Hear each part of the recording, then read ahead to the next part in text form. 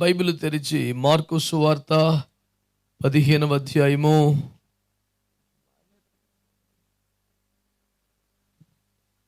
Mark సువార్త 15వ అధ్యాయము 42-43 వచనాలు చదవాలి. ఆ దినము సిద్ధపరచు దినము అనగా విశ్రాంతి దినమునకు పూర్వదినము గనుక సాయంకాలమైనప్పుడు అరిమతయ యోసేపు తెగించి పిలాతునొద్దకు వెళ్ళి యేసు దేహము తనకిమ్మని అడిగెను. అతడు ఘనత వహించిన ఒక సభ్యుడై దేవుడి వాక్యముల ద్వారా మనతో మాట్లాడునుగాక. అందరం ఒకసారి చేతులెత్తి స్తోత్రం చెప్దామండి. హల్లెలూయా. మీరంతా తలలు పైకెత్తి నా వైపు చూస్తూ వింటే ప్రభు నా హృదయంలో ఈ పూట మీ కొరకు ఉంచిన సందేశాన్ని జాగ్రత్తగా వినాలి. దేవుని వాక్యాన్ని మనము చూస్తే మనము ధ్యానిస్తున్న అంశము యాత్రానుభవాలు అనండి. ఎవరివి? ఇజ్రాయేలుల యాత్రానుభవాల పేరిట మన యాత్రానుభవాలే మనం చూస్తున్నది కదా. వాక్యపు అర్థములో మనం చూసుకుంటున్నాం. అవన్నీ కూడా దృష్టాంతములుగా వారికి సంభవించినను యుగాంతమందున్న మనకు బుద్ధి కలుగుటికే గ్రంథములో వ్రాయబడి ఉన్నాయి కదా. మరి ఈ వచనాలు చూస్తున్నప్పుడు గత వారంలో మనం మన్నాను గురించినటువంటి ఓ ఉపదేశాన్ని ధ్యానం చేస్తూ ఏం నేర్చుకున్నాం? మొదటి 5 రోజులు ఏనాటికి సరిపడా ఆనాడు కూర్చుకుంటే చాలు. కానీ 6వ దినం శుక్రవారం అనగా సిద్ధపరచు దినం, 6వ దినానికి మరియు 7వ దినానికి సరిపడా మన్నా సమకూర్చుకోవాలి. ఎందుకంటే 7వ దినాన్ని విశ్రాంతి దినం, ఆ రోజు ఆ పని చేయడానికి లేదు. సిద్ధపరుచు దినము రెండింతలుగా సమకూర్చుకోవాలి అన్నది గత వారం మనం ధ్యానం చేసిన అంశం.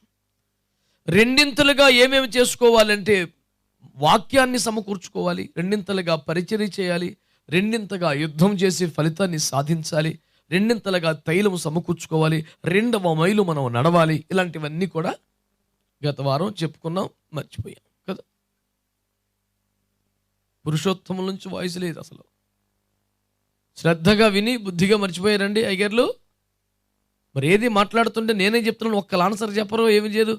సండే స్కూల్ పిల్లల్లాగా విని ఎప్పటికప్పుడు వదిలేస్తున్నారా? సండే పిల్లల్లాగా. యాకోబు 1:11 చదువుకోండి, కంటతా పెట్టిన 1:19. మీరు వినువారు మాత్రమైంది మిమ్మల్ని మీరు మోసపుచ్చుకుంటున్నారు. వాక్య ప్రకారము ప్రవర్తించాలంటే చెవిలో పోసుకోమన్నాడు, ముక్కులో పోసుకోమన్నాడు మందు. డాక్టర్ దగ్గర వెళ్ళినప్పుడు గుర్తుపెట్టుకొని రావాలి ఇంటికి. ఆ చెవిలో పోసుకునేది కంట్లో పోసుకుంటూ ఉన్నా సూప్ పోయిద్ది. వినొద్దా? డాక్టర్ గారి దగ్గరికి వెళ్ళినప్పుడు ఏం చెప్తున్నారు, ఎట్ట వాడమంటున్నారు? పైపోతలు పూసుకోవాలి, లోపలేసుకుంటే స్తోత్రమే. శ్రద్ధగా వినాలి, జ్ఞాపకం పెట్టుకోవాలి, ధ్యానించాలి. అందుకే మరలా ధ్యానించమనేది. కొంతమంది సుబుద్ధి కలిగిన వారు చక్కగా నోట్సులు రాసుకుంటున్నారు, మరి ఏం చేస్తున్నారో దేవుని స్తోత్రం. కనుక మరి ఎందుకండి మౌనవ్రతం పాటిస్తారు మహాభక్తులందరూ. అందుకనే బైబిల్లో ఉత్తర ప్రత్యుత్తరములు అనే వ్యవహారం ఉంటుంది. ఎప్పుడు ఉత్తరమే, ప్రత్యుత్తరం ఏది? డెడ్ అయిపోయిన ఫోన్లో, లైన్ కట్ అయిపోయిన ఫోన్లో అమాయకంగా మాట్లాడుకుంటున్నాను నేను. భక్తులందరికీ వందనములు. ఇప్పుడు అది చెప్పను బాబోయ్. స్తోత్రం, హల్లెలూయా. ప్రభువునందు మిక్కిలి ప్రియమైన దేవుని బిడ్డలారా, సిద్ధపరచు దినమున రెండింతలుగా సమకూర్చుకోవాలి. మన కాన్సెప్ట్ ఏంటి? సిద్ధపరచు దినం, విశ్రాంతి దినమునకు ముందు వచ్చే దినం. మాట్లాడాలి మీరు. నాకు ఆ పదం గుర్తురాక మర్చిపోయి ఆగలేదు. మీరు చెప్తారని ఆగాను, చెప్పాలని ఆగాను. నెక్స్ట్ ఏం చెప్పాలి అర్థం కాక కాదు.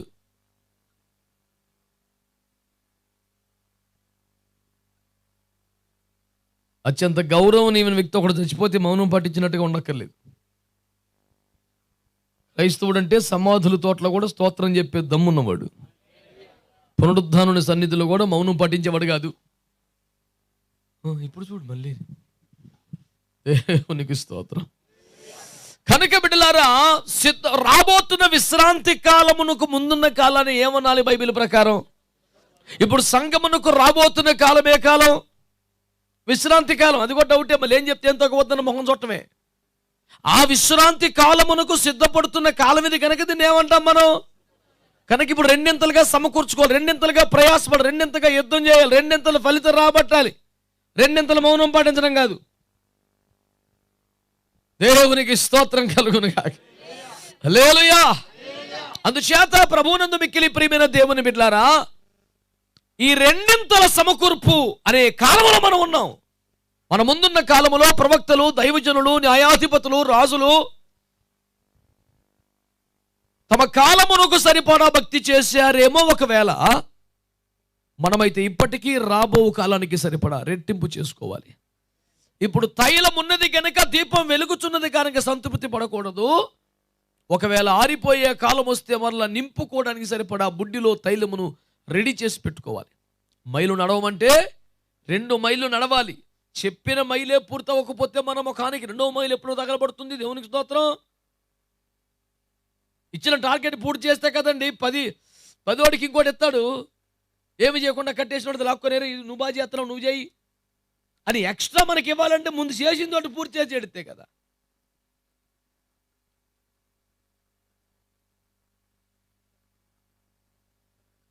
మౌనము పాటించు వారందరికీ వందనములు. దేవునికి స్తోత్రం.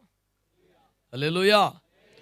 కనుక సిద్ధపరచు దినమునకు సంబంధించిన మరొక చర్య రెట్టింపు, రెండింతలు చేయాలి అని నేర్చుకున్నాం కదా. మరొక మాట చెప్తున్నాను. ఆ దినము సిద్ధపరచు దినమనగా విశ్రాంతి దినమునకు పూర్వ దినము గనుక సాయంకాలం అయినప్పుడు అరిమత యోసేపు తెగించి పిలాతు వద్దకు వెళ్ళి యేసు దేహము తనకిమ్మని అడిగెను. అతడు ఘనత వహించిన ఒక సభ్యుడు.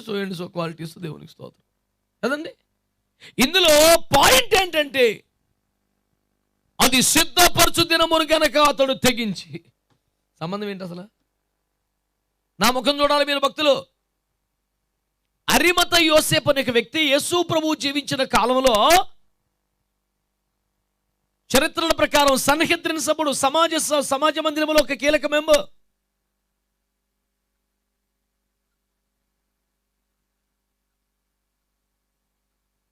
అతడు ఆర్థికంగా బాగా స్థితిమంతుడు, ధనవంతుడు, సజ్జనుడు, సాక్ష్యం కలిగిన వాడు. అపోస్తులులే పారిపోయిన వేళ, సంఘము చెల్లాచెదురైపోయిన వేళ ప్రాణములకు తెగించి పిలాతు దగ్గరికి వెళ్ళి ఆ దేహం నాకు ఇవ్వండి అని అడిగాడు ఆయన. అసలు నేను యేసుకు సంబంధించిన వ్యక్తిని తెలిస్తేనే చంపేస్తానన్న భయంతో ఒక చిన్న పిల్ల పేతురుని అడిగితే కూడా నాకు యేసు తెలియదని ఒట్టు పెట్టేసుకున్నాడే. తమను తాము మరుగుపరుచుకున్నట్లు గదుల్లోకి వెళ్ళి దాక్కుని తలుపులు వేసుకున్నారు కదా. 3.5 సంవత్సరాలుగా యేసు తోడిదే లోకంగా, యేసు వెనకాల తిరిగి యేసే ప్రపంచంగా బతికిన వాళ్ళకు కూడా యేసు ఎవరో మాకు తెలియదంటూ భయంతో పారిపోతున్నారే. అవును, నేను యేసును ఎరుగుదును అన్న మాట చెప్పడానికి కూడా ఎవరికి ధైర్యం సరిపోట్లా. నేను 1-2 సార్లు ఆయన సభకి వెళ్ళి వాక్యం విన్నాను అని చెప్పడానికి కూడా ఎవరికి ధైర్యం లేదు. ఎవరో తెలియదు యేసు ప్రభు ఎవరో. ప్రాణభయంతో అలా పారిపోతుంటే ఈ సజ్జనుడు, ఈ నీతిమంతుడు, ఈ ధనికుడు, ఈ భక్తి కలిగిన వాడు సుప్రీంకోర్టు న్యాయాధిపతి దగ్గరికి వెళ్ళి యేసు దేహం నాకు ఇవ్వాలి అని అడగటానికి ప్రాణాలకు తెగించాల్సి వచ్చిందంట. అంటే అక్కడ సిచ్యువేషన్ ఎంత ఘోరంగా ఉందో మీరు ఊహించండి. అది ధనానికి, హోదాకి సంబంధించిన మ్యాటర్ కాదు. ఓ 10 రూపాయలు మారేసి మ్యాటర్ మేనేజ్ చేసే ముచ్చట కాదు. లైఫ్ రిస్క్ చేయాల్సి వచ్చింది ఒక నీతిమంతుడు. నా పాయింట్ ఏంటంటే సాధారణంగా సమాజంలో ప్రాణాలకు తెగించి ముందుకెళ్లేవారు ఎప్పుడు కూడా పేదలే. ఉన్నత వర్గంగా చెప్పబడుతున్న వారు, ధనికులు ఎవరు కూడా, నాయకులు అనేవారు ఎవరు కూడా చావరండి. లాఠీ దెబ్బలు కూడా తినరు కనీసం. ఆంధ్రకేసరి అంటూ టంగుటూరి ప్రకాశం పంతులు గారిని ఎందుకు గుండెల్లో పెట్టుకున్నామంటే గుండెలు చీల్చి చూపించాడు బ్రిటిష్ సైనికులకి, రాయ్ దమ్ముంటే కాల్చురా అని. నాయకులు ఎవరు ముందు వరుసల్లోకి రారు కదా, వచ్చాడు కాబట్టి మహానాయకుడిగా చరిత్రలో నిలబడిపోయాడు. నేటి నాయక గణం, రాజకీయ గణం ఎలా ఉంటుంది? పేదవాడిని ఎగదోసి ముందుకు తోస్తారు. నువ్వు వెళ్ళరా, ఎవరైతే మేము చూసుకుంటాం. ఆ పేదలు కూడా తెలివి తక్కువ వాళ్ళేం కాదు. నేను బ్రతికి ఏం చేస్తున్నాను నా కుటుంబానికి, చేస్తేనన్నా 4 డబ్బులు వస్తాయని తెగించి వెళ్తున్నారు. నేను ఇంకొక 20 సంవత్సరాలు బతికినా ఏ పూట కాపూట అన్నం పెట్టగలను నా భార్య బిడ్డలకు, అంతకన్నా నేను సాధించేది ఏమీ లేదు. నేను చనిపోతే ఒక్కసారి 10 లక్షలు వస్తాయంట, నా కూతురు పెళ్ళి అయింది, చిన్న ఇల్లు కట్టుకుంటారు అనే ఆశతో తెగించి ముందు కురుకుతున్న పేదలు ఎందరూ లేరు. అలాంటి వారి ఆసరా, వారి యొక్క అవసరాలను ఆసరాగా చేసుకునే కదా నాయకులు మెట్లెక్కుతున్నారు, వారి శవాల మీదుగా సింహాసనం ఎక్కుతున్నారు. ఏ సమాజంలోనైనా, ఏ దేశంలోనైనా, ఏ భాష మాట్లాడే వాళ్ళైనా ముందు వరుసల్లో ఉండి ప్రాణాలు ఇచ్చేవారు పేదలే, బడుగు జీవులే. పెద్దవారు లైఫ్ రిస్క్ చేయరండి. నిజమే, అది పెద్ద ప్రాణం. పేదలవే కదా చిన్న ప్రాణాలు. ఏ సమాజంలో ఇదే రీతి, ఇదే నీతి. కానీ ఆనాడు సమాజంలో ఒక ధనికుడు, పెద్దింటైన ప్రాణాలకు తెగి ముందుకొచ్చాడు. యేసు ప్రభు దేహం కొరకు ప్రాణాలకు తెగించాడు, రిస్క్ చేశాడండి. అరిమత యోసేపు, అతన్ని మనం ఇంటర్వ్యూ చేద్దాం ఇప్పుడు. ఏమండి, మీలాంటి పెద్దింటి వాళ్ళకి ఎందుకు సార్ ముందు వరుసలోకి వచ్చి నిలబడతారు? లేనిపోయిన తగులు ధర్నాలు మీకు ఎందుకు సార్? లైఫ్ రిస్క్ చేస్తారండి సార్? యోసేపు గారు, మీరు ప్రాణములకు తెగించవలసినంత పనే వచ్చి పడిపోయింది అని అడిగితే యోసేపు జవాబు చాలా వింతగా ఉంది. అది సిద్ధపరచు దినము కనుక. సిద్ధపరచు దినం అయితే ప్రాణాలకు తెగించాలా? అసలు ప్రశ్నకు జవాబుకు పొంతలేదనిపిస్తోంది కదా. ఆ దినము సిద్ధపరచు దినము అనగా విశ్రాంతి దినమునకు పూర్వ దినము గనుక యోసేపు తెగించి. అంతేగా రాసింది అక్కడ. గనుక అంటే రీజనింగ్ కదా, ఇవ్వడమే కదా కారణం. ప్రాణములకు ఎందుకు తెగించాడు? సిద్ధపరచు దినము కనుక తెగించాడు. అక్కడ ప్రస్తావించిన కారణం అయితే ఒకటే. ఇప్పుడు నేను ఆలోచన పడలేని మిమ్మల్ని అందరూ అడుగుతున్నాను, సిద్ధపరచు దినం అయితే సిద్ధపడాలి కానీ ప్రాణాలు తెగించడం దేనికి?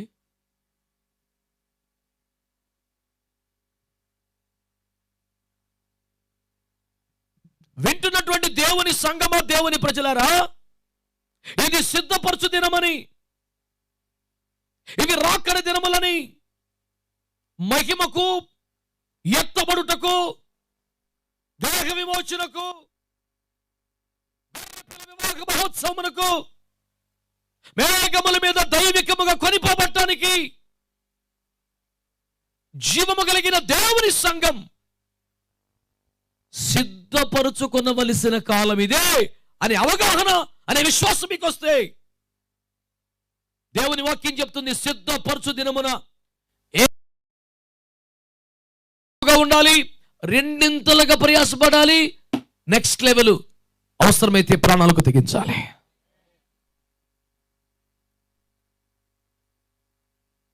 సార్ ఎందుకు సార్ మీరు అంత రిస్క్ చేశారు అంటే ఆయన ఇస్తున్న ఆన్సర్ ఏంటంటే, మరి సిద్ధపరచు దినం కదండి. అదేం ఆన్సర్ అండి?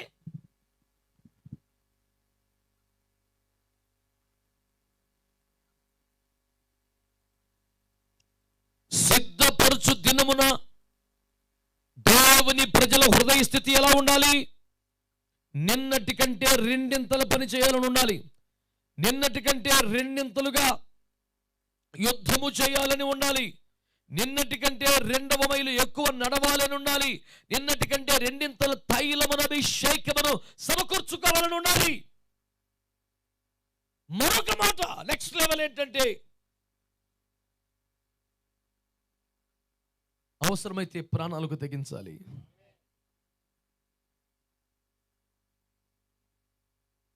దేవుడు నాకు ఇచ్చిన ప్రత్యక్షతను బట్టి నేను చెప్పుతున్న వ్యాఖ్యానం ఏమనగా, సిద్ధపరచు దినమనగా దేవుని ప్రజలు అవసరమైతే ప్రాణములకు తెగించవలసిన దినమని అర్థం.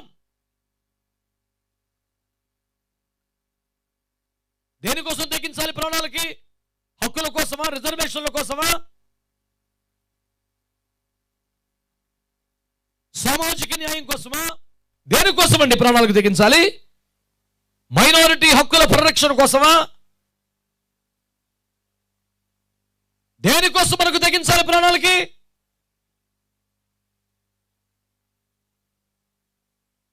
దేవుని వాక్యములో స్పష్టంగా కారణాలు ఉన్నాయి. మనం చదువుకున్న వచనములో గుర్తుపెట్టుకోండి. ఆ దినము విశ్రాంతి దినం అనగా, సిద్ధపరచు దినము అనగా విశ్రాంతి దినానికి పూర్వ దినం. విశ్రాంతి కాలములకు ముందున్న కాలము సిద్ధపరచు కాలం.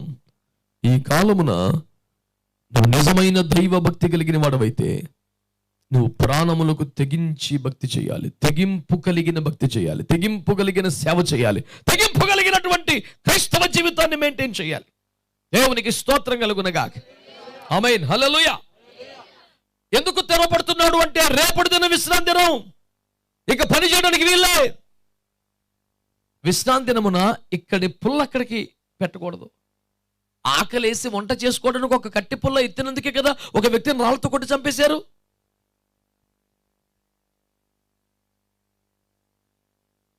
How dare are you to break the laws of Sabbath?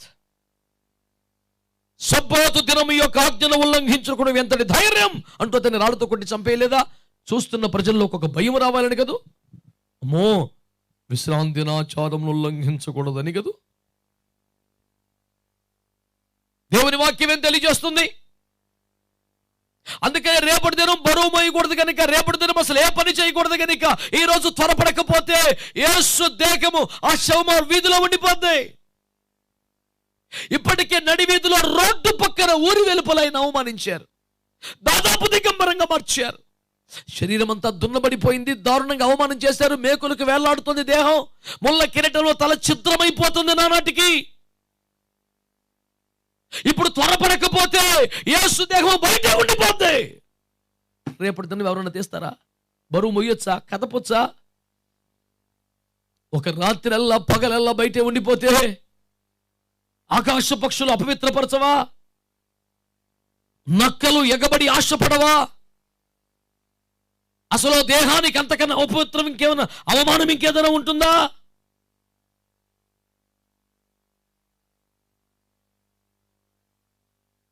అందుకనే అంత్యక్రియలకు మరో గ్రాంధిక పదం అంతిమ సంస్కారం. ఒక పార్థివ దేహాన్ని గౌరవించాల్సిన సంస్కారాన్ని నేర్పుతోంది ప్రపంచానికి మానవ సమాజం. ఇప్పుడు యేసు దేహాన్ని తీయకపోతే పారిపోయారు. ఎలాగో పారిపోయారు, అది ఎవరు రావడానికి?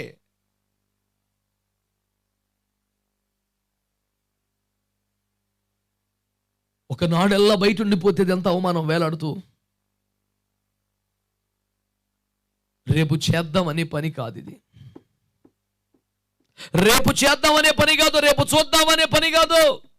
పైపెచ్చుతులు చెప్తున్నాడు, గనుక సాయంకాలమైనప్పుడు అరిమత యోసేపు తెగించి. బహుశా భక్తులు ఎవరైనా ఉన్నారేమో, వెంబడించిన వాళ్ళు ఉన్నారేమో, మేలు పొందిన వాళ్ళు ఉన్నారేమో. సువార్త కొడికలలో, భోజనాల కూటాల్లో వెనకాల తిరిగి తెగదని చేపల రొట్టెలు ఉన్నవాడు ఎవడైనా కృతజ్ఞత రొమ్ము కొట్టుకుంటూ వస్తాడేమో అని ఈ పెద్ద మనిషి జెంటిల్మెన్ వెయిట్ చేసి ఉండొచ్చు. ఒకవేళ there are multitudes in the meetings కదా, all the time.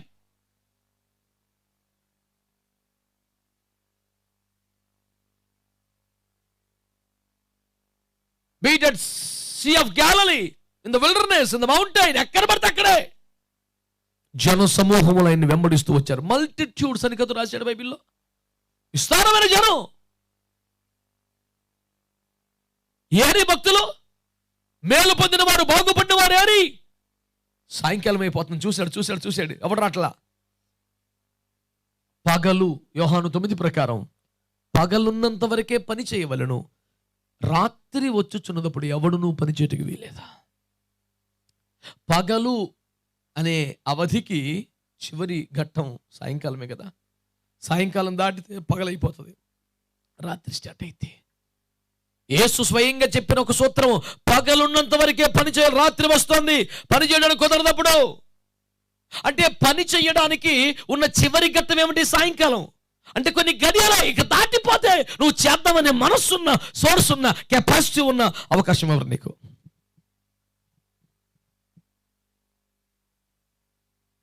అసలే సిద్ధపరచుదేను పైపెచ్చు సాయంకాలం.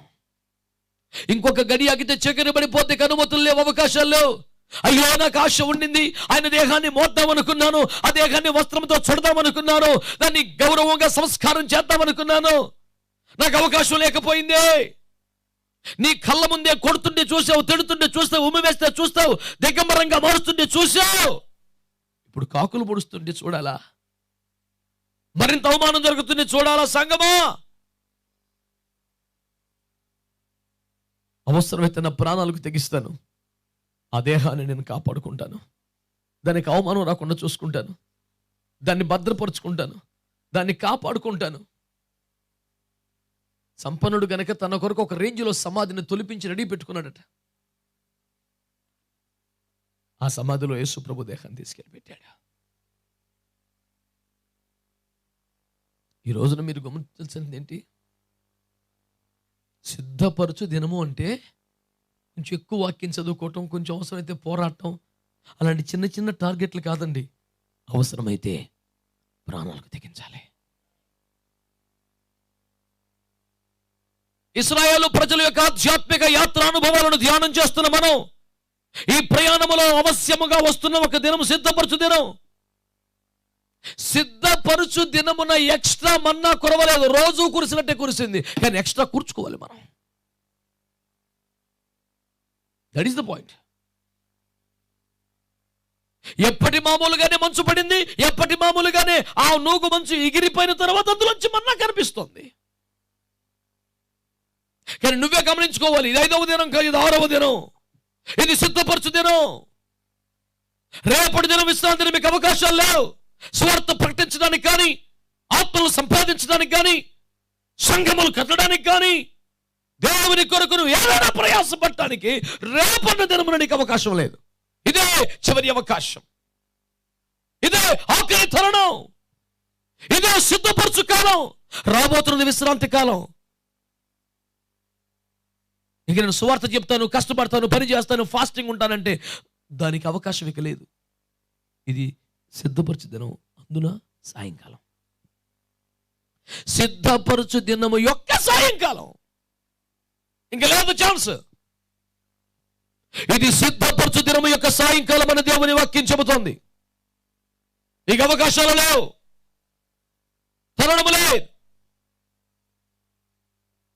సంఘ కన్యక పెళ్లి కుమారుడుగా యేసును ఎదుర్కోవడానికి మధ్యాకాశములు జరుగు గొర్రె పిల్ల వివాహ మహోత్సవానికి ఎత్తడానికి హాజరవడానికి తన్ను తాను సిద్ధపరచుకొనవలసిన దినము యొక్క సాయంకాలంకి వచ్చేసాం. ఏ గడియో చీకటి పడిపోద్ది. ఇంక ఛాన్సులు లేవు. ఇంతవరకు ఎవరికైనా సువార్త చెప్పావా? నీ వంతుగా ఒక 10 ఆత్మలు సంపాదించావా? పరిశుద్ధుల కొరకైనా పరిచయంలో పాలు పొందావా? కొత్తగా నాటిన దాడిమ వనాన్ని, ద్రాక్ష తోటని ఎప్పుడు సందర్శించావా?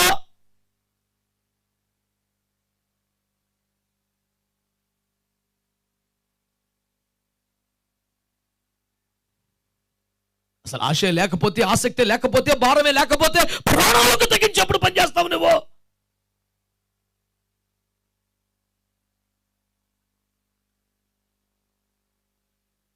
నన్ను ఒక తెగింపు కలిగిన బిడ్డగా మార్చు ప్రభువా అన్న ప్రార్థన చేయాల్సిన కాలం ఇది.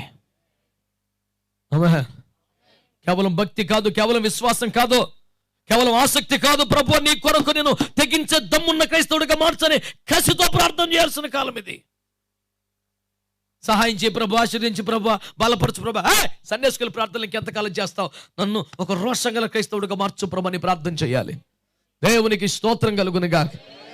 శత్రువు యుద్ధమునకు కాళ్ళు దువ్వుతుండగా, వాడు ఆయుధ ప్రయోగం ఆరంభించగా, సకల నిబంధనలు ఉల్లంఘించి తెగబడుతుండగా నువ్వు ఇంకా శాంతి మంత్రం జపించాల్సిన కాలం కాదు. సియోను కుమారి లేచి నీ మెడకట్లు తెంపి వేసుకో, దులుపుకో, యెహోవా నీ పక్షంగా నిలబడతాడు.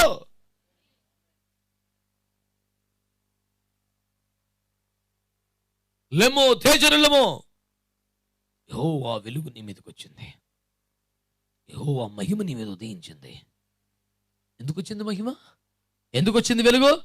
హాయిగా ఉంటానిక. Rise and shine for God.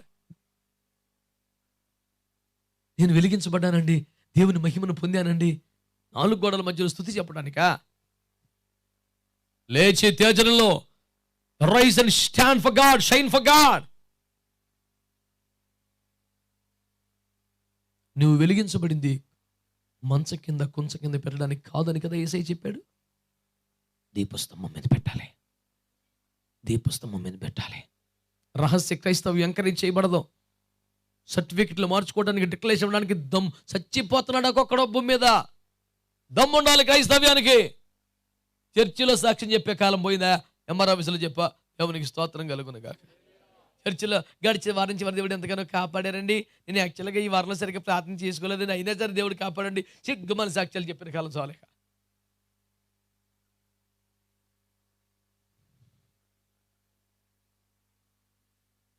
రాబోతున్న విశ్రాంతి కాలము నీకు అర్థమైతే, ఇది సిద్ధపరచు దినమని నీకు అర్థమైతే, ప్రాణాలకు తెగించి ఒక పూట తిండి మానలేనుడు, ఒక పూట నిద్ర మానలేనుడు, ఒక 1000 రూపాయల కోసం అల్లడిపోయేవాడు, కాస్త ప్రయోజనం కోసం ప్రాణం తపతపలాడు కొట్టుకు చచ్చిపోయేవాడు, ఇంత బంగారు కమ్మి కోసం, వెండి కమ్మి కోసం, చేనారు వస్త్రం కోసం అల్లాడిపోయేవాడు ఏం తెగిస్తాడు దేవుని కోసం?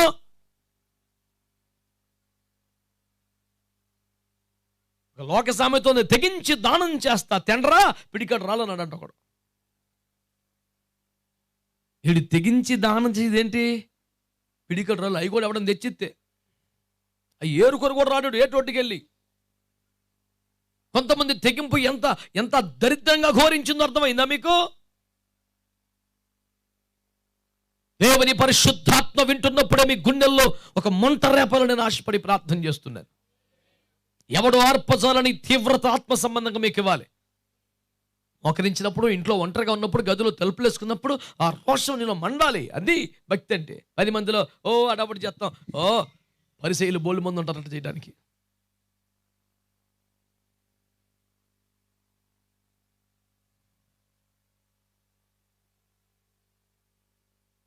అది సిద్ధపరచు దినం, పైగా సాయంకాలం. ఇంకా కాసేపటికో కూసేపటికో చీకటి పడిపోతే అప్పుడు ఏం చేస్తావు నువ్వు? నేను కూడా 10 ఆత్మలను సంపాదించాలని ఆశించాను కానీ కుదరలేదు. నేను కూడా కొన్ని సంఘాలను బలపరచాలనుకున్నాను, కుదరలేదు. పరిశుద్ధులకు పరిచర్య చేద్దాం అనుకున్నాను, కుదరలేదు.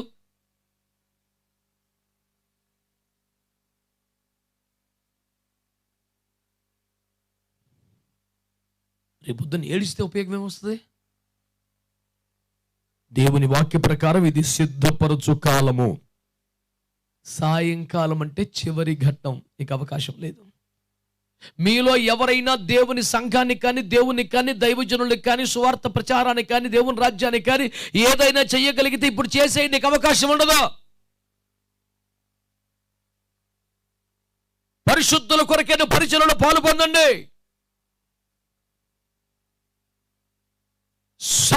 సౌలను నేల హింసించున్నావంటే, నేను మిమ్మల్ని ఎప్పుడేమన్నానండి? నా సంఘమును హింసిస్తే నన్ను హింసించినట్టు చెప్పలేదా? నువ్వు సంఘానికి ఏది చేస్తే అది దేవుడికి చేసినట్టే. అది మేలైనా కీడైనా.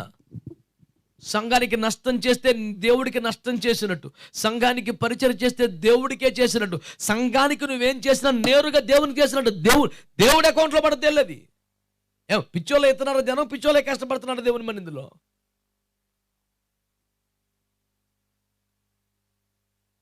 కొంతమంది తమ క్రైస్తవ జీవితం అంతా నమ్మకంగా చర్చ్కు వచ్చి వెళ్ళిపోవటమే పని.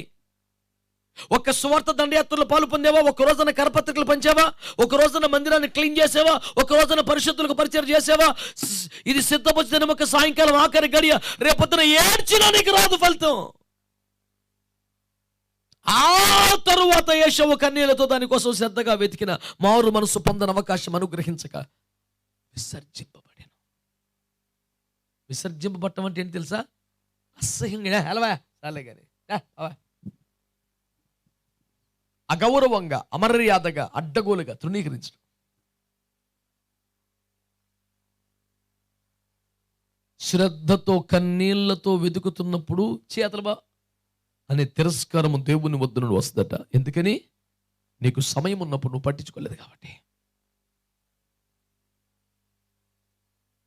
ద్వితీయోపదేశకాండలో స్పష్టంగా చెప్తాడన్నమాట, నీకు ఆయుష్ ఉన్నప్పుడు, ఆరోగ్యం ఉన్నప్పుడు, బలం ఉన్నప్పుడు నువ్వు పట్టించుకోలేదు కనుక ప్రతి విధమైన బలహీనత చేత బాధించు శత్రువు చేతికి నిన్ను అప్పగించదని అన్నాడు. You will be handed over to the enemy who is very cruel one. దుష్టుడాడు. నా మట్టుకు నేను సగర్వంగా, ధైర్యంగా దేవుని ఎదుట మంచి మనసాక్షి కలవని సంఘం ఎదుట కొన్ని 100 సాక్ష్యాలు చెప్పగలను. పరిశుద్ధులకి ఏ పరిచర్య చేశానో, సంఘానికి ఏ పరిచర్య చేశానో, సువార్త దండయాత్రలో, సువార్త పరిచర్యో. నువ్వేం చెప్తావు? సాక్ష్యం చెప్పు.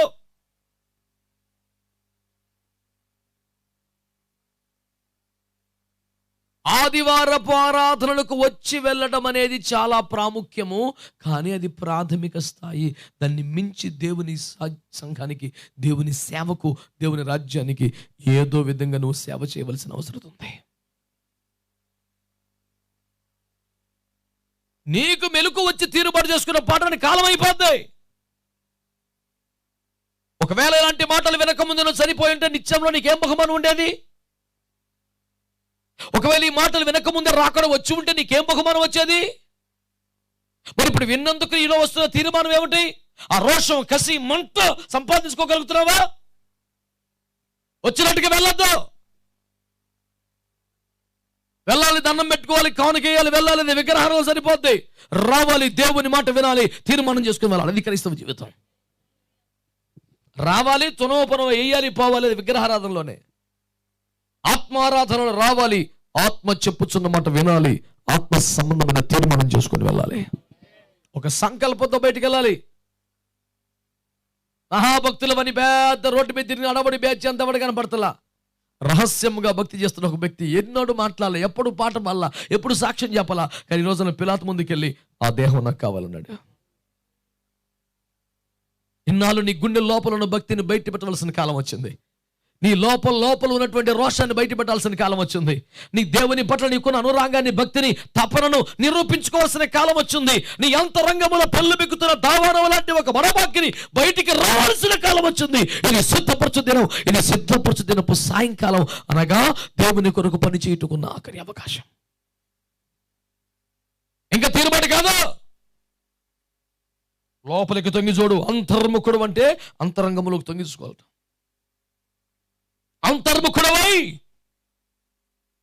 ఇంతవరకు ఏం చేసావు, ఎంత చేసావు ఒకసారి క్యాల్కులేట్ చేసుకో. నీవు చేయుచున్న సేవలు స్వలాభం కోసమేనా? వ్యక్తిగత ప్రయోజనం కోసమేనా? వ్యక్తిగత ఆశీర్వాదాల కోసమేనా? ఏమైనా పనికొచ్చే పని చేసావా? ఆ డోర్ క్లోజ్ చేయండి.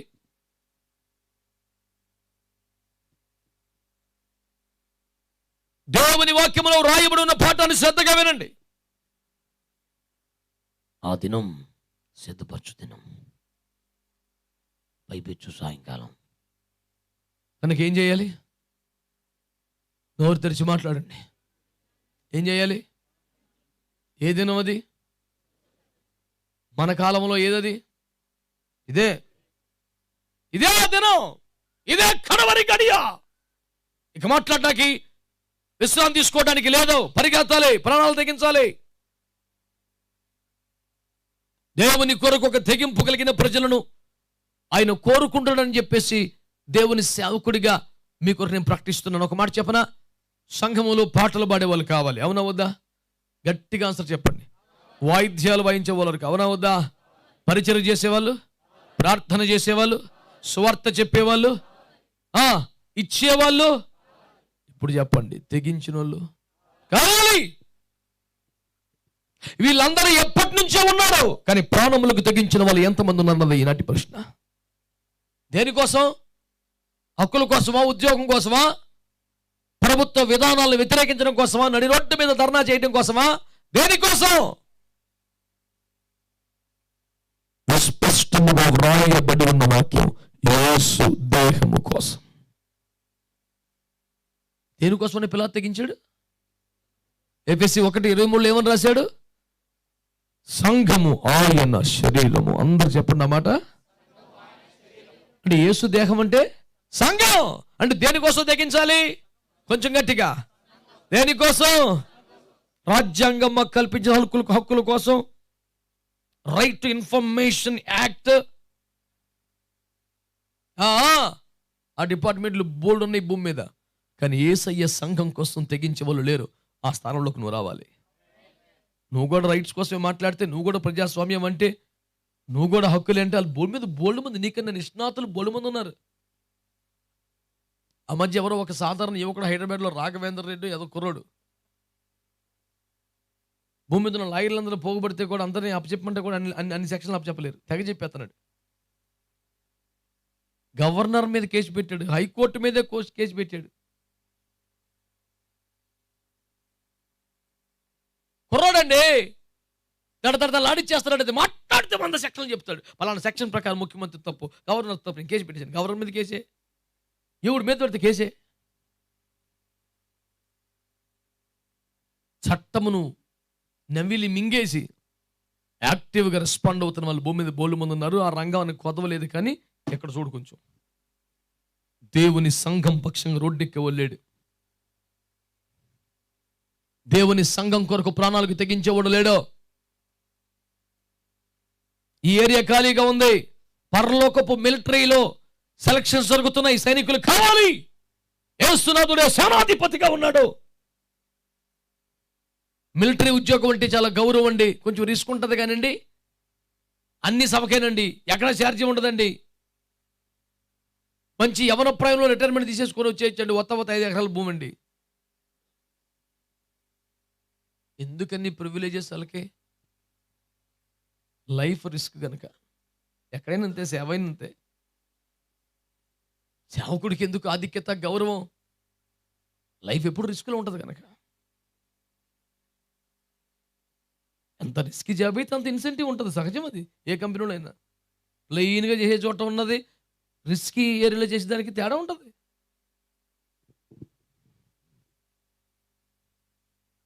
ఊరియాను చూస్తాం మనం బైబిల్లో. ధైర్యవంతు 2 చోట నిలబడ్డ వ్యక్తి. ధైర్యవంతు 2 చోట అంటే ఏంటి? ముందు వరుస, front line. They call front line warriors.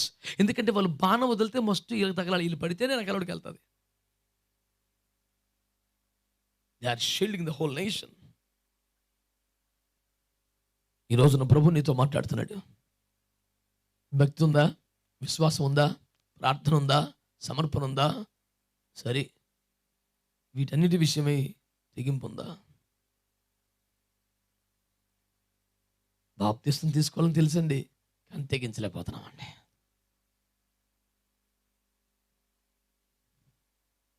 ఆదివారం జీవనోపాధి సంబంధమైన పని చేయటం మంచిది కాదనిపిస్తోంది. నేను డ్యూటీకి రానని చెప్పే ధైర్యం లేదండి. ఉద్యోగం పోతుందేమో, ఇన్సెంటివ్ తగ్గుతుందేమో. ధనమే పోతే, రక్షణే పోతే, సింహాసనమే పోతే, కిరీటమే పోతే, ప్రేమమయ, దయామయ, కృపామయ అన్న డైలాగులు కొడితే కరిగిపోతాడు. అవ్వదా? ప్రేమకే కోపం వస్తే, సహనానికే విసుకొస్తే, సమాధానమే పగబడితే పుట్టగతులు ఉండవని గత 10 సంవత్సరాలుగా ప్రచారం చేస్తున్నాను. గుర్తుపెట్టుకోండి. పాటలు పాడేవాళ్ళు, ప్రార్థన చేసేవాళ్ళు, ప్రసంగాలు చేసేవాళ్ళు సరే ఉన్నారు కుప్పలు తెప్పలో.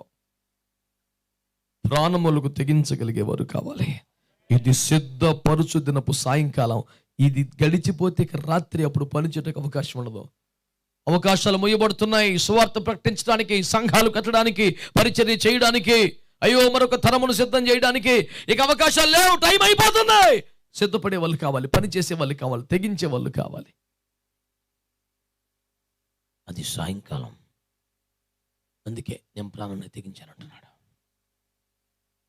సాయంకాలం అంటే ఏంటి? ఆదికాండం 24:14 ప్రకారం తమ ఇల్లు వదిలి బావి వద్దకు వచ్చి నీళ్లు నింపుకోవలసిన కాలం. మత్తయి సువార్త 20:8 తోటలో పనిచేస్తున్న వారికి జీతాలు ఇవ్వడానికి యజమాని తిరిగి వచ్చే కాలం. ఏంటి సాయంకాలం అంటే? రాకడ గడి అని అర్థం. తోటలో పనిచేస్తున్న వారికి జీతాలు ఇచ్చేది ఎప్పుడు? నేను వచ్చినప్పుడేగా. ఇది సాయంకాలం. అందుకని ఇస్సాకు ఏం చేస్తాడు? సాయంకాలం మనం పొలంలోకి వెళ్ళి యెహోవాను ధ్యానించాడు. ఇది టైం వేస్ట్ చేసుకునే కాలం కాదు. బంధాలు, సరదాలు, ఆనందాలు కాదు. పొలములో, దేవుని సంఘములో, ధ్యానములో కాలము గడపవలసిన కాలం ఇది. అందుకని దావీదు మహారాజు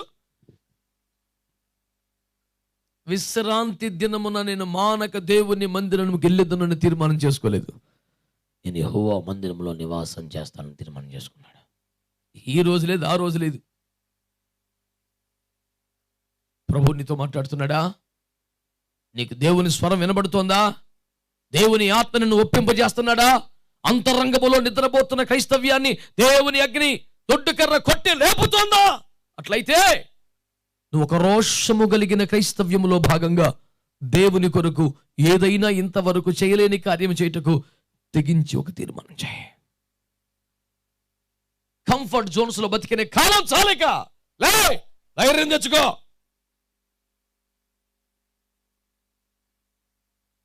లెమ్మో, తేజరెల్లమో, నీ మెడకట్లు తెంపేసుకోలే. ఎంత బాగా రోషపరుస్తాడు మొర్దెకై. ఎస్తేర్, మౌనముగా ఉంటే నీవు నీ ఇంటి వారు నాశనం అయిపోతారు. నీవు నీ ఇంటి వారు నాశనం అయిపోతారు. ఏం తప్పు చేయాల? దొంగతనము, తాగుడు, వ్యభిచారం ఎక్కడ? మౌనముగా ఉన్నందుకే నాశనం అయిపోతావు. నువ్వు మాట్లాడాలి, దేవుని పక్షంగా మాట్లాడాలి, నీ వాయిస్ వినిపించాలి, పని చేయాలి, నిలబడాలి. ఆ ప్రసంగం తెలుసా? ఎస్తేర్ లేచి, నేను నశించదు. వచ్చేసింది రోషం. దేవునికి స్తోత్రం కలుగునుగా. నేను పోతే పోయానులే, నేను వెళ్తానంతే. ప్రవేశించుట న్యాయ వ్యతిరిక్తముగా నేను ప్రవేశించదును, నేను నశించదును. రోషం నూరు పోసే దైవజనులు కావాలి. కేవలం ఆదరణతో అల్లాడించే వాళ్ళు కాదు. క్రైస్తవ సంఘమును పసిపాపగా మార్చి ఆదరణ పూయలలో ఊపే సేవకుడు కాదు. రోషాగ్నిని రగిలించి దేవుని కొరకు తెగింపు కలిగిన వారిగా మార్చగలిగిన ఒక సేనాధిపతి వంటి దైవజనుడు కావాలి. హిట్లర్ ఎంత రోషం నూరు పోయకపోతే నాజీలు అంత కిరాతకంగా పనిచేశారండి కాదా? హిట్లర్ ప్రసంగాల ప్రభావం కాదా అది? రక్త మరిగిపోయేలో మాట్లాడేవాడంట, విరుచుకుపడిపోవాలని తేలిపోయి.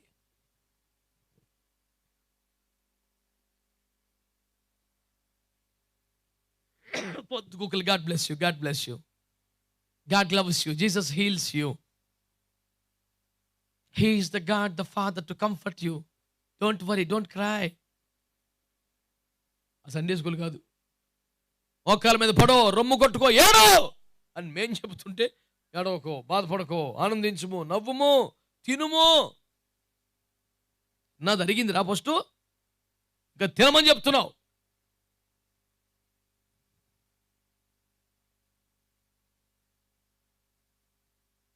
ప్రాణములకు తెగించవలసిన కాలం. దానియేలు గ్రంథం 3వ అధ్యాయం 16వ వచనములో, దానియేలు 3:16లో, మేము సేవిస్తున్న మా దేవుడు మండుచున్న వేడిమి గల అగ్నిగుండము నుండి తప్పించుటకు సమర్థుడు. ఒకవేళ తప్పించకపోతే ఈ అగ్నిగుండములో పడి మలమల మాడిపోతాం. కానీ విగ్రహానికి నమస్కారం మాత్రం. అసలు అందులో మాటల్లో భయము, టెన్షను, విధేయత ఉందండి? ఏముంది? తెగించేశారు. ఇంకా రాజు చిరంజీవిని గాక, రాజునకు ప్రణామములు. అసలు ఆ పదం కూడా లేదు. డైరెక్ట్కి పేరు నెబుకద్నెజరు. అర్థాడు చూసుకుంటున్నాడు. మా నాన్నగారు కూడా యువరాజు గారు అని పిలిచేవారండి, నన్ను పేరు పెట్టి ఇప్పుడు పిలవలేదు, నీడు ఎవడండి పేరు పెట్టి కేకెత్తనాడు అని ఫీల్ అయిపోతున్నాడు. నెబుకద్నెజరు! ఓరి బాబు, అగ్నిగుండం బాగా హీట్గా ఉందా? వీళ్ళు హీట్గా ఉన్నారంటే వీళ్ళదే ఫైర్ గట్టిగా ఉంది. నెబుకద్నెజరు తుల్లి పడిపోయి చూస్తున్నాడు. ఆడు కళ్ళు పెద్దవి చేసుకొని చూస్తుంటే ఇలా ఆన్సర్ అని తెలుసా? ఇందు నిమిత్తము నీకు సమాధానము చెప్పాలన్న చింత మాకు లేదా? వీళ్ళు ఫైర్ మీద ఉన్నారా, కూలుకున్నారా? ఫైర్ మీద ఉండి కూలుగా మాట్లాడుతున్నారు. నాకు భలే మంచిగా అనిపిస్తుందండి. తమ కళ్ళ ఎదుట అగ్నికుండ బగబగ మండిపోతుంటే నిలబడి లోపల రోషాగ్ని బడబాగ్ని పెళ్ళువై లావాలా ఉబికి బయటకు వస్తుంటే చాలా కూల్గా, హై నెబుకద్నెజరు తుల్లి పడిపోయి, మా నాన్న కూడా ఎట్లా పెట్టలేదు నాన్న అని ఫీల్ అయిపోతుంటే, ఇందు నిమిత్తం నీకు సమాధానం చెప్పాలన్న చింత మాకు లేదు. మా చింతల్లా చివరి క్షణం వరకు రాజ్యపడకుండా బతకాలనేదే. లాస్ట్ మూమెంట్లో కూడా హీట్ పెరిగిపోతే అప్పుడన్నా ఏడుపు చేయకూడదనే మా కసి. చావాలి అవసరమైతే, కానీ రాజ్యపోవాలి, అది మా టెన్షన్ అంతా. నీకు ఆన్సర్ చెప్పేదిటే, మేము సేవిస్తున్న మా దేవుడు మండుచున్న వేడిమి గల అగ్ని గుండము నుండి తప్పించుటకు సమర్థుడు. తప్పించకపోతే హ్యాపీగా చచ్చిపోతామరా మా దేవుడి కోసం. ఆ బొమ్మ నమస్కారం పెడతామంటే అడిగి మండిపోయింది సార్. అగ్నిగుండమును 7 అంతలు ఎక్కువ చేసి, అసలే ఫర్నేస్ అది 7 రెట్లు పెంచాడంట. 7 అంతలు. మరి వాళ్ళు తొందరగా రావద్దు, పెంచపోతే ఎట్టా సార్? ఇంకా పెంచేశారు సార్, ఇంకా మరీ కష్టమైపోయినాయి, ఇంకా కఠినమైపోయినాయి సార్, ఇంకా చాలా కఠినమైన పరిస్థితులు వచ్చింది సార్. మరి సావాలిగా. స్తోత్రం. ఆడి సావుకు వాడు అగ్నిగుండం పెంచుకుంటాను, నేనేం చేసేది కదా. ఒకంత ఉన్నా ఏడింతలున్నా నాకు కూలింగే, టెన్షన్లో ఆడిది. నువ్వు పెంచేసుకుంటే నువ్వే తొందర సత్తావు. అర్థం అవ్వాలి నీకు పాయింట్. దేవునికి స్తోత్రం. 7 రెట్లు ఎక్కువ చేశాడండి. 6 కేకేశాడు, రై ఇలా ముగ్గురిని కాలు చేతులు కలిసి పడండి. కాళ్ళు చేతులు కట్టేసి 1 2 3 అని విసిరి పారేశారు. అగ్ని తీవ్రమైనందున విసిరి వేసిన వారు ఒడ్డునే కాలిపోయారని దేవుని వాక్యం రాశాడు కదా. ఇసిరేసిన 6 ఒడ్డునే చచ్చిపోయారంటే ఎల్లో వెళ్తారు లోపలికి? అసలు వెళ్తారు లోపల దాకా? వెళ్తే ఎముకలు సొన ఉండిద్దా? కుర్చీల పైన సింహాసనం కూర్చొని ఒక్క జాలి చూపులు చూశాడు పిచ్చి వేదవల్లారా. రాజుకి ఎదురు తిరుగుతురా, నాకు సమాధానం చెప్పాలని చింత లేదా, ఇప్పుడు బూడిది పేరు బాగుందా అని చూస్తే వాళ్ళు ముగ్గురు అందరూ కూర్చొని హాయ్ అన్నారు. మామూలుగా లేదు మనోడికి. చూశాడు, చూస్తే 4వోడు ఉన్నాడు. మజా ఏంటి తెలుసా? అగ్ని జ్వాలల్లో ఆయన సపరేట్గా వెలుగుతా కనపడుతున్నాడంట. అసలు మంటకి మహిమకి తేడా తెలియాలి. ఏ రక్తం ఇచ్చి చెప్ప గట్టిగానే హల్లెలూయా. వాళ్ళు 4, వీళ్ళ 3 ఏ బంధకములు లేకుండా తిరుగుతుంటే 4వ వాడు అగ్ని జ్వాలల్లో మహిమతో కనపడుతున్నాడు. మొత్తం ప్రకాశం. చీకట్లో మినుగుడు పువ్వు కూడా బాగానే వెలుగుతుంది. అసలు ఎక్కడ వెలుగులేని చోట అబ్బో అడావుడి చేసేయచ్చు. ఆ ఊరికి అసలు ఎవరికి వాక్యం ఉపదేశం తెలియకపోతే అక్కడ మనం పాట పాడినా ప్రార్థన చేసినా అసలు ఏవో బీభత్సంగా రక్తి కట్టేది. ఎందుకంటే మనమే టాప్ అక్కడ. ఏ మాట మాట, ఎందుకంటే అవతలన్నీ సండే స్కూల్ కదా. మన 7వ తరగతి అప్పర్ ప్రైమరీ స్కూలే బీభత్సం. ఇక్కడ మరి పక్కన విశ్వకళా పరిషత్ ఉంది, పక్కన ఏసు రక్తం చేయం. అగ్ని జ్వాలల్లో ఒక మహిమ కనబడుతుందండి. ఏంటి సార్ అది? నాకు నా బాటి చదువు తక్కువడికి అది ఊహించడానికి ఇబ్బందిగా ఉంది. అసలు ఎలాగా అసలు పిక్చరైజేషన్ సూపర్ అనిపిస్తుంది నాకు. ఒక 7 రెట్లు ఎక్కువ మండిపోతుంటే లోపల ఒకడంట ప్రకాశమానంగా తెల్లగా. మజా ఏంటి తీసుకోండి ఇప్పుడు. ఫైర్ ఇంజిన్ వాళ్ళని కేకేసుకొచ్చాడు, ఎట్టకుండా బయటికి బెకమన్నాడు. అది ప్లాన్ ఏంటి? 4వోడు ఎవడో వెరైటీగా ఉన్నాడు. ఈయనుంటే అగ్నిగుండమే ఏసీ రూమ్లాగా ఉంది, ఆయన తెచ్చి మన ఇంట్లో పెట్టుకుంటే మనకు బాగుండిద్ది. అరే లాగంటారు బయట అంటే 3 వచ్చారు. స్తోత్రం. వీడు వీళ్ళ మీద సీరియస్ అయిపోతాడు. 4వోడు ఏడరా అంటే మాకేం తెలుసు, నువ్వు మాట్లాడుతున్నావు. 4వోడు ఎక్కడ ఉన్నాడు అసలు? ఎవరండి? ఏయ్ నేను చూశాను రా అంటే మెల్లిగా గుసగుసలు. రాజుగారికి పిచ్చి పట్టింది, రాజుగారికి పిచ్చి పట్టింది. ఇప్పుడు పడుతుంది. నేను నా పిచ్చి పట్టలేదు రా, నిజంగా పిచ్చోని చెప్పాకండి రా. కుక్కని చంపాలనుకుంటే పిచ్చిదని ముద్రేస్తారంట. కుక్కని చంపాలనుకోండి, చంపనే వాళ్ళు పిచ్చి పెట్టిందని ముద్రెత్తే చంపిస్తారు. రాజుగారి పిచ్చోడయ్యాడు, రాజుగారి పిచ్చోడు, నన్ను నిజంగా కొట్టేస్తారు. ఇలా టెన్షన్ పడిపోతున్నాడు మనోడు. రే నిజంగా రా అంటే 4 ఎక్కడున్నారండి? నేను చూశాను రా. అదే ఇంకెవడైనా సైనికుడు ఆ మాట చెప్తే అని చంపేసి నీ పాటికి. మమ్మల్ని తప్పు ద్రోవ పట్టించదవా నీవు? 3 ఉండగా 4 చెప్పేదవా? వీడిని చంపుడి. ఇప్పుడు ఆ మొక్క చెప్పినోడే ఈడు. మంత్రి మండలి మొత్తం వీడు ఇంకా తేడాగా చూస్తున్నారు. రాజా అదే నిజం రా, నేను చూశాను. Nobody was there to accept his argument. ఊరుకోండి సార్ మీరు మరీ టూ మచ్. నిజం రా, ఒక మాట మీకు మనం చేస్తున్నా. మా దేవుడు మండుచున్న వేడి మగిలి అగ్నిగుండముండు తప్పించడానికి సమర్థుడు అని వీళ్ళు చెప్పారు. అందులో పెద్ద మ్యాటర్ లేదు. 29 వచ్చింది చదువు, అదే అధ్యాయం 29. కాగా నేను ఒక శాసనమును నియమించుచున్నాను, ఏదనగా ఇంత ఫైర్ అయిపోయినోడు, ఎక్కువ మాట్లాడినోడు, ఇసిరేసినోడు ఆడే చెప్తున్నాడు ఇప్పుడు. ఈ విధముగా రక్షించుటకు, ఈ విధముగా రక్షించుటకు సమర్థుడకు దేవుడు గాక మరి ఏ దేవుడును లేడు. దేవుడి గాక మరొక దేవుడు లేడు. కాగా ఏ జనములో గాని, రాష్ట్రములో గాని, ఏ భాష మాట్లాడు వారిలో గాని శద్రకు మేషాకు అబేద్నెగో అని వారి దేవుని ఎవడు దూషించునో వాడు తుత్తునీలుగా చేయబడును, వాని ఇల్లు ఎప్పుడు పెంట కుప్పగా ఉండును. నేను కేంద్ర ప్రభుత్వం ఇలాంటి చట్టం కూడా చేయాలని ప్రార్థన చేస్తున్నాం. మరి స్తోత్రం చెప్పట్లేదు. మనం డమ్మి వేసుకొని, మనం రేకుబోరు పట్టుకొని, మనం రోడ్డు ఎక్కని పాపం పోవాలంటే యేసును అందరూ నమ్మాలి, యేసునే నమ్మాలి. 2000 సంవత్సరాలు ఎవడు మారుతున్నాడు? ఈ దండయాత్రలు చేసి డప్పులు కొట్టి అలిచిపోయి ఉన్నాం. మనమే రోడ్డు ఎక్కేది, మనమే అరిసేది, మనమే అలిసిపోయేది. అవతల నుంచి పెద్ద స్పందన ఉండదు. కానీ ప్రధానమంత్రి ప్రకటన చేస్తే భయం బహనో అనడంకో ఆ మూమెంట్ వేరు ఉంటుంది. మనం చెప్తే ఎక్కడ ఉంటుంది పెద్ద కిక్కు. ప్రభువు నందు ప్రియులారా, మళ్ళీ వచ్చాడు ఈ పాస్టర్ వీధులకి తినేస్తాడు హీట్ ఏదో ఒకవేళ. మనం మన స్వరం ఎన్ని మాడ్యులేషన్స్ పెట్టినా, ఎక్కువ పెట్టినా, రివర్బ్ పెట్టినా ఎవరికి ఎక్కుతలేదు. అదే మన ప్రధానమంత్రి గారు చెప్తే ఆయన మాటలో పవర్ ఉంది, మనిషి మంత్రముగ్ధులను చేసేస్తాడు. నేనైతే మన దేశంలో నాకు ఎక్కువ ప్రధానమంత్రి గారు కేసీఆర్ గారు అంటే బాగా ఇంట్రెస్ట్. వాళ్ళు మాట్లాడితే మనిషిని మార్చేస్తారండి కాసేపట్లో కూటం. నేను ఏనాడో 15 సంవత్సరాల క్రితం రివైవల్ స్పీకర్స్ అని పేర్లు పెట్టాను అలాగే. వాళ్ళిద్దరు ఒక దగ్గర క్యాంపెయిన్ చేస్తే ఒక్క ఓట్లు లేని చోట గెలుచుకొచ్చేస్తారు వాళ్ళు. మామూలు మాటకారులు కాదు. నిలబడి ఒక గంట ప్రసంగం చేశారంటే కేసీఆర్ వస్తే నరికి చంపేతారు అన్నప్పుడు కూడా పాలాభిషేకం చేసి ఓట్లు గుద్దేతాడు. అంత విషయం ఉంది వాళ్ళ దగ్గర. నేను ఇద్దరికి వాళ్ళకి టార్గెట్ పెట్టాను, ప్రభు వాళ్ళిద్దరిని పట్టుకోయ్యా. మా బోడు సన్నాసి ప్రసంగాలు ఎన్ని చేసినప్పుడు మారుతాడు. వాళ్ళిద్దరు మారి ప్రసంగం చేస్తే కుమ్మేతుంది కూటం. అసలు ఒక్కొక్క ప్రసంగానికి 3,000, 5,000, 10,000 బాప్తిసాలు అయిపోతాయి. ఇక నేను చెప్తే పెద్ద పని అవుతలేదు, 20,000 మటు చెప్తున్నాను, ఇంతే ఫలితం. అదే మోడీ చెప్తే అసలు మళ్ళీ మనోడి జనాకర్షణ శక్తి బేభత్సం. కనుక నేను వేస్ట్, మోడీ బెస్ట్, అది నా తీర్మానం. మోడీయే ప్రసంగికుడు అయిపోయి సువార్త చెప్పాలి. నా కోరిక అది, నా కోరిక అది. దేవునికి స్తోత్రం కలుగునుగా. హైదరాబాద్లో ఈ మధ్య వచ్చిన వ్యతిరేకతలు చూసారా మీరు? అసలు తెరాస గవర్నమెంట్ వచ్చిన యుద్ధాలు చూసారా? బయట పెట్టిన స్కాములు చూసారా? అసలు కేసీఆర్ బయటకు వస్తాడని ఎవరైనా ఊహించారా? మున్సిపల్ ఎలక్షన్ క్యాంపెయిన్ చేస్తాను ఒకరికి జ్వరం చేస్తుంది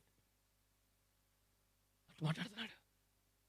టీఆర్ఎస్లు మెల్లిగా ఆ పార్టీలో ఈ పార్టీలో కలిసిపోతాం. వాళ్ళందరూ లైన్ ఈజ్ బ్యాక్ అని వెళ్ళి వెనకొచ్చేస్తున్నారు. మళ్ళీ వాళ్ళ ప్రసంగాల సామర్థ్యం అదండి. Nebuchadnezzar powerful king, one of the greatest emperors of the world.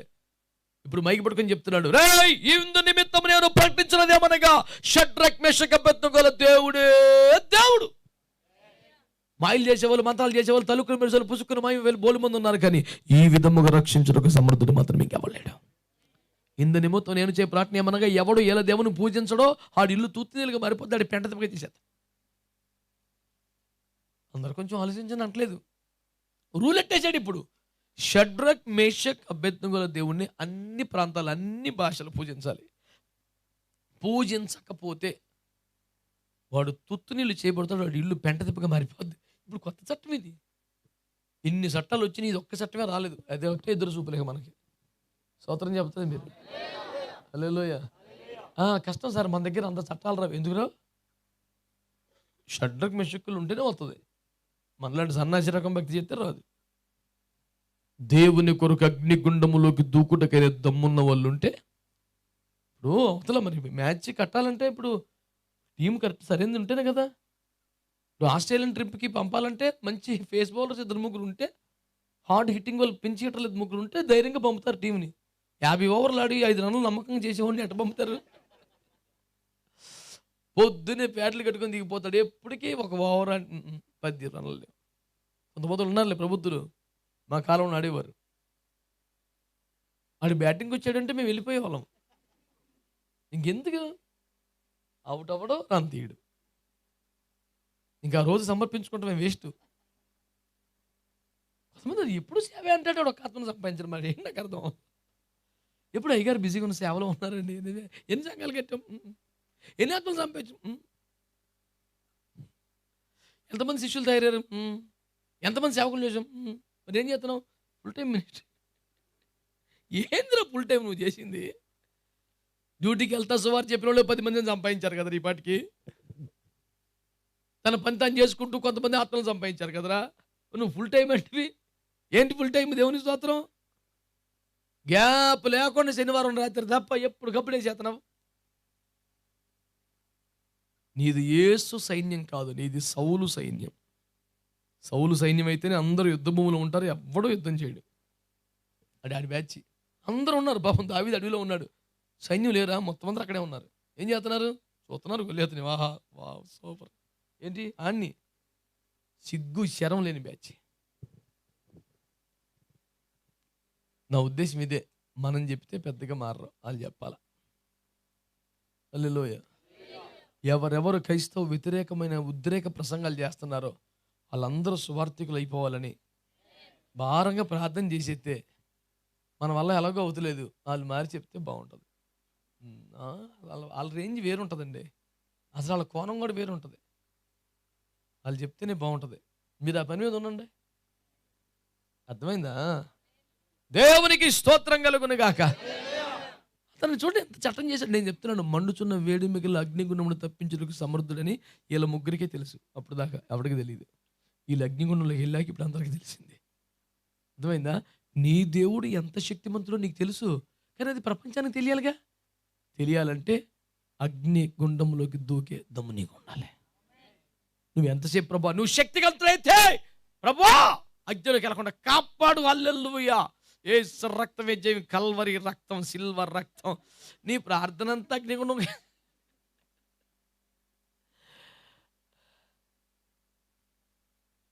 నువ్వు కునుకోవు ప్రభా, నువ్వు నిద్రించవు ప్రభా, నీ హస్తం కొరచకాలేదు ప్రభా, నీ చెవులు మందంగా. ఈ టెన్షన్ అంతా ఏంటి? అగ్నిగుండానికి వెళ్ళకుండా చూడాలని. అవసరమైతే 450 వాగ్దానాలు యేసు ప్రభుకే జ్ఞాపకం చేస్తాడు. కొంచెం చూడు, నువ్వు కాపాడుతానన్నావు, హల్లెలూయా తండ్రి స్తోత్రం నాయన దగ్గరకు వస్తున్నాడు. అగ్నిగుండం మారిపోవాలి, హల్లెలూయా. వీడికి ఒళ్ళు వీలైపోతాడు. ప్రార్థన చేశాను సార్, అగ్నిగుండం మారిపోయింది. ఈసారి కొంచెం ఎక్కువ పెట్రోల్ పోసి పెడతాడు. అవి కాదు కార్యాలు. అగ్నిగుండం ఇంకా పెరగాలి, నువ్వు అందులోకి వెళ్ళాలి, క్షేమంగా బయట రావాలి. అప్పుడు నువ్వు పక్కన మూల కూర్చుంటే సువార్త వాడు చెప్తాడు. దేవునికి స్తోత్రం కలుగునగా. నేను చెప్పే పాయింట్ అర్థమైంది మీకు? మనం చెప్తే పెద్ద వర్కౌట్ అవ్వట్లేదు, వాళ్ళు చెప్పాలి. వాళ్ళు చెప్పాలంటే మ్యాటర్ కరెక్ట్గా వాళ్ళకి అర్థం అవ్వాలి. వాళ్ళకి అర్థం అవ్వాలి, నువ్వు ఒడ్డు నుండి అర్థం అవ్వదు. అగ్నిలోకి నువ్వు వెళ్ళాలి, శ్రమలోకి వెళ్ళాలి, సమస్యలోకి వెళ్ళాలి, అందులోకి దూకే దమ్ము నీకు ఉండాలి. నువ్వు ఒడ్డు మీద మాట్లాడితే పని అవ్వదా? ఒకటే లాజిక్, నీ దేవుడు ఎంత శక్తిమంతుడో నీకే తెలుసు, అడిగి తెలియదు. నువ్వు అందులోకి వెళ్తే అడిగి కూడా తెలుస్తుంది. దమ్మున్న వాళ్ళు ఆమెనానండి, ఏదో మర్యాదగా చెప్పకండి. ఎందుకు? నువ్వు ఆమెను అన్నావు కాబట్టి యేసు ప్రభు కూడా ఆమెను చెప్పి నేను నా లిస్టులో పెడతాడు, ఏదో ఒక రోజు అగ్నిలో తోసేస్తాడు. మ్యాటర్ ఉంది ఇక్కడ. యేసు రక్తం ఇచ్చి హల్లెలూయా. ఏ సండే స్కిల్ బ్యాచ్ వద్దు సార్ మనకి.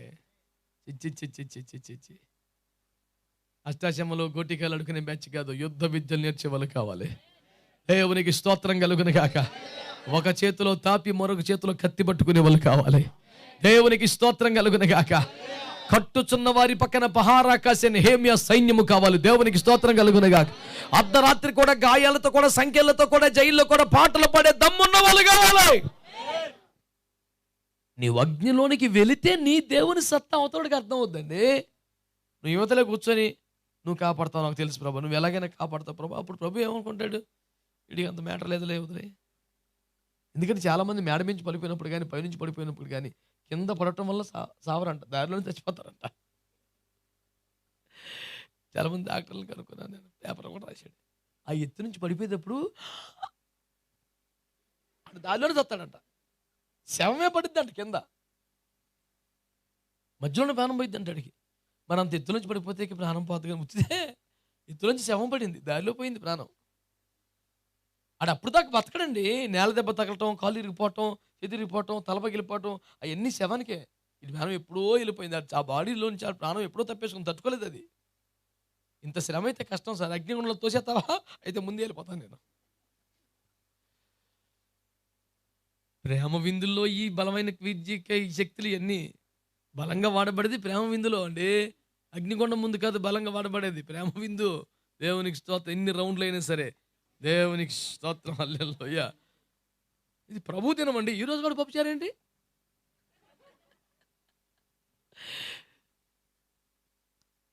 నేను ఖమ్మంలో ఒక ఇంటికి వెళ్ళాను. ఒక సహోదరుడు చెప్తున్నాను, అన్న నాకు ఎవరన్నా ఆదివారం శాకారం పెడితే నాకు వాళ్ళ మీద అసహ్యం వేసేద్దాను అన్నాడు. అని ఎంత గొప్ప తీర్మానం అండి ఇది.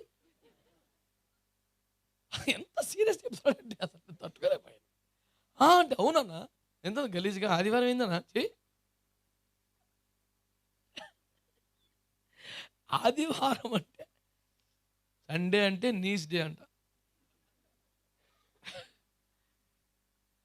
ఎంత బలమైన తీర్మానం తెలుసా? అడిగా శాకాహారం పెడితే అసహ్యం వేసేద్దంట వాళ్ళ మీద, గలీజు కనపడుతుంటది. అసలైన ఇశ్రాయేలుడు నువ్వే అని చెప్పాను నేను. దేవునికి స్తోత్రం కలుగునగా. హల్లెలూయా. రాజమాంసం పెట్టారు, తీసుకొచ్చి రాజుగారికి పెట్టే మాంసం కాదు, తెచ్చడానికి వద్దన్నాడు. అనేకం కావాలన్నాడు, తోటకూర కావాలన్నాడు. మీరు కోరుకుంటారట మటన్ కర్రీ వద్దని తోటకూర వేసుకుంటారు మీరు? అదే చాలా ఇబ్బంది పడుతున్నానే. చేతులు ఎత్తక్కర్లేదులే, బాధపడకండి. నీ టేబుల్ మీదకి మటన్ కర్రీ వస్తే చిచ్చి అని తోటకూర వేసుకుంటావా? ఈ విషయంలో దేవుడికి ఎవరినైనా దర్శించను కాక. హల్లెలూయా. ఈ తెగింపు ఎక్కడ నాన్న? డైనింగ్ టేబుల్ దగ్గర. ఎక్కడ నీ తెగింపు?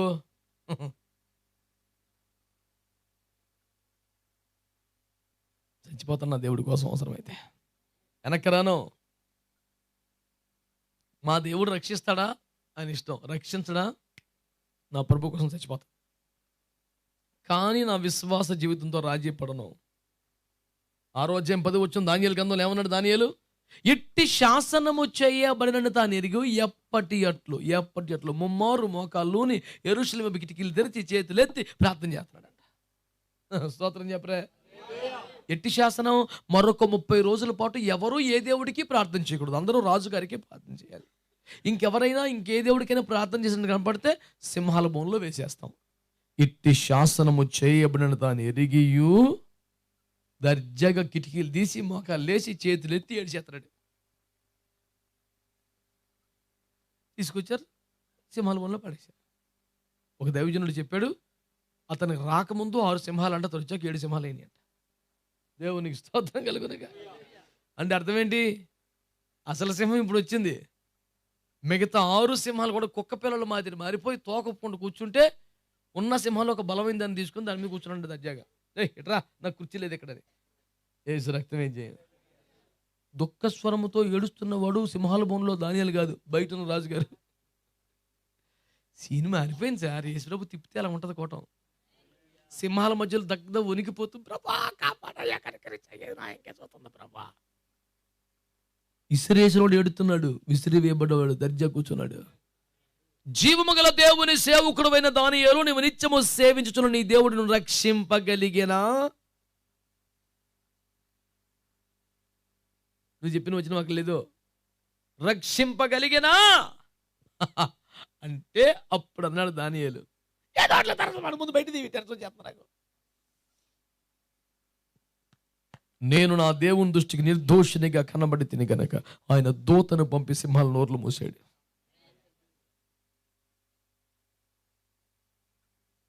రాజుగారి నోరు కూడా మూసేశాడు. ఇప్పుడు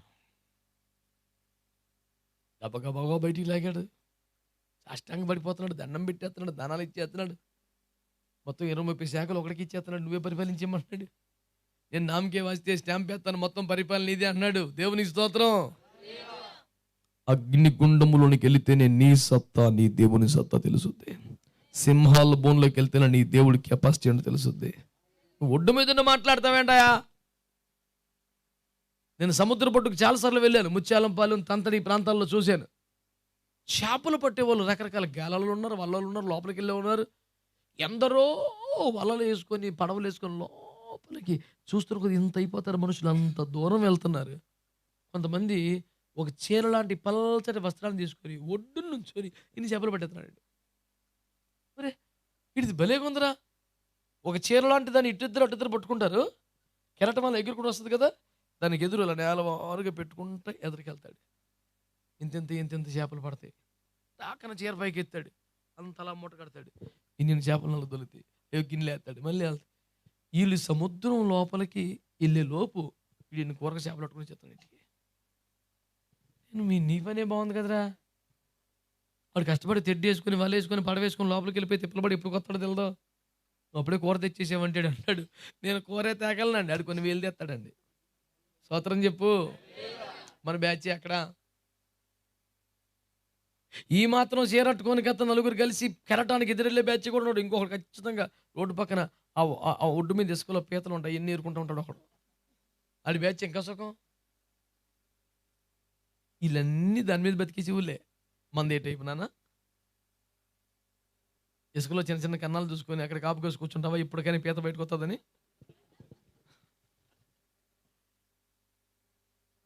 ఎగసి పడుతున్న కెరటాల మధ్య సముద్రంలోకి వెళ్ళి వల వేసి ఖరీదని చేపనట్టు పట్టుకొచ్చే దమ్ము నీకుందా? నువ్వేమైనా చేయడానికి ఇది చివరి అవకాశం. తెగించాలి. స్తోత్రం చెప్పండి. రాహాబు అనే వేశ్య తెగించలేదా ప్రాణాలకి? 2 వేగుల వారిని పంపితే ఏం చేసిందండి? అప్పుడు వాక్యం వినేసి ఉంది కదా. ఏ మాట వినేసింది? ఇశ్రాయేలు ప్రజలు ఎదురు దేవుడు ఎర్ర సముద్రమును ఆరిపోజేసెను. వామ్మో, వాళ్ళ దేవుడు సామాన్యుడు కాదు. గుండె కరిగిపోయింది, మనసు మారిపోయింది. వాళ్ళు రాగానే, మీరు దేవుని సేవకులా? అవునమ్మా. సైనికులు వస్తున్నారు, గుర్తుపట్టింది, టక్కమని దాచేసింది. 2 వేగుల వారు ఇంటికి వచ్చడం మాకు సమాచారం ఉంది. నిజమే, మీరు అన్నమాట వచ్చారు, కానీ వెళ్ళిపోయారు. మీరు తొందరగా వెళ్తే దొరుకుతారు, లేకపోతే గేట్ వేసేస్తారు, మీకు దొరకదు. వాళ్ళు బయట మీరు లోపల ఉండిపోతారు, దొరికిపోతారు. జాగ్రత్త, పారిపోండి. మిస్గైడ్ చేయడం ఎంత పెద్ద నేరం అండి. శత్రువుని దాచిపెట్టడం ఎంత పాపం అండి. తెగించేసింది. అపోస్తలుల కార్యం 9వ అధ్యాయం మాట నాకు చదవండి, సరిపెడతాను ఈ పూటకి. 9:25 అపోస్తలుల కార్యం ఉన్నాయా మీ బైబిల్లో? 9:25. గనుక అతని శిష్యులు రాత్రివేళ అతనిని తీసుకొని పోయి గంపలో ఉంచి గోడ గుండా అతనిని క్రిందికి దింపిరి. స్తోత్రం చెప్పండి. That was the very first ministry of Paul apostle, the early stage of his ministry. అప్పుడే బయటకు వచ్చారు, సాక్ష్యం మొదలు పెట్టాడండి. అల్లకల్లోలం అయిపోయింది. మోరే ఇన్నేసేయాలరా, ఈడున్నాడంటే మొత్తం తలకిందులైపోద్ది, చాలా డేంజరస్ ఫెలో. మనోడు ఉన్న వీడి ఖర్చు పెట్టిన డబ్బులు పెట్టాం, వీడి లైసెన్సులు ఇచ్చాం, తుపాకీలు కొని ఇచ్చాం, ఇవన్నీ అటకం పెట్టేసి బైబిల్ పెట్టేసుకున్నాడు. సుఖం లేదు, వినేసేయాలి అని సీరియస్గా తీసుకున్నారు. చిత్తకొడిశారు, కొర ప్రాణంతో వదిలేశారు. గైపులో ఉన్నారు, ఎలాగైనా చంపేద్దాం అనుకున్నారు. పౌలు గారి శిష్యులట, దేవునికి స్తోత్రం, ఏం చేశారండి? జాగ్రత్తగా గంపలో కూర్చోబెట్టి తాళ్ళు కట్టి గోడ అవతలకి. నేను చాలాసార్లు ఈ అంశం పట్టుకొని ప్రార్థన చేశాను, కన్నీరు గార్చాను. ఆ అపోస్తులని ప్రాణం ఈ తాడు లాగుతున్న వారి చేతిలో ఉంది. ఇప్పుడు వీళ్ళు కొంచెం పొరపాటు చేసిన, తాడు చేజారిన, తాడు తెగిన, గంపకేమన్నా అయినా నిర్దాక్షిణ్యంగా చచ్చిపోతాడు దైవజనుడు. ఆ తాడు లాగే వారి వలన అపోస్తలుడైన పౌలు 100 సంఘాలు కట్టగలిగాడు. ఆమేన్. ఆ రోజున వాళ్ళు తెగించకపోతే, ఈ తాడు మీద నుంచి జాగ్రత్తగా దింపుతున్నప్పుడు సైనికులు చూస్తే వీళ్ళని బతకనిస్తారండి? ఆ తర్వాత వీళ్ళే తప్పించారని తెలిస్తే బతకనిస్తారండి? తెగించారండి. మేము చచ్చిపోయినా పర్లా, ఈయన్ని బ్రతకనిస్తే సేవ చేసుకుంటాడు. మళ్ళా కాకపోతే తమ కళ్ళు పీకేసాయని కూడా ఇష్టపడ్డారు. మా కళ్ళు లేకపోయినా పర్లేదు, మేము గుడ్డోళ్ళగా బతికేస్తాం, మీ కళ్ళు ఉంటే సేవ చేస్తారు. ఏంటంటే సమర్పణ.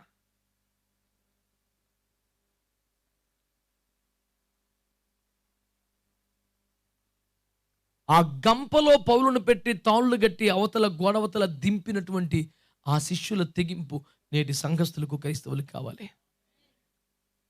వాళ్ళ చాకచక్యం, వాళ్ళ తెలివి, వాళ్ళ సమయస్ఫూర్తి, వాళ్ళ బాలం, వాళ్ళ పట్టుదల, వాళ్ళ తెగింపు వలన ఒక అపోస్తలుడు మునుపటి అపోస్తలు అందరికంటే ఎక్కువ సేవ చేయగలిగాడు. సంఘంలో అలాంటి వాళ్ళు ఉంటే, ప్రాణాలకు తెగించే వాళ్ళు ఉంటే, రోషం కలిగిన వాళ్ళు ఉంటే, సేవకుల బరువును తమ చేతుల మీద మొయ్యగలిగిన దమ్మున్న వాళ్ళు ఉంటే, క్షేమ తీరాలకు చేర్చడానికి ప్రాణం అడ్డేసే వాళ్ళు ఉంటే, సేవ ఖచ్చితంగా ఇంకో 10 జరుగుద్ది. మునుపటి కంటే ఎక్కువ జరిగి తీరుద్ది సేవ. కనుక ఇది సిద్ధపరచు దినం. అందున సిద్ధపరచు దినపు యొక్క సాయంకాలం ఇది చివరి గడియ.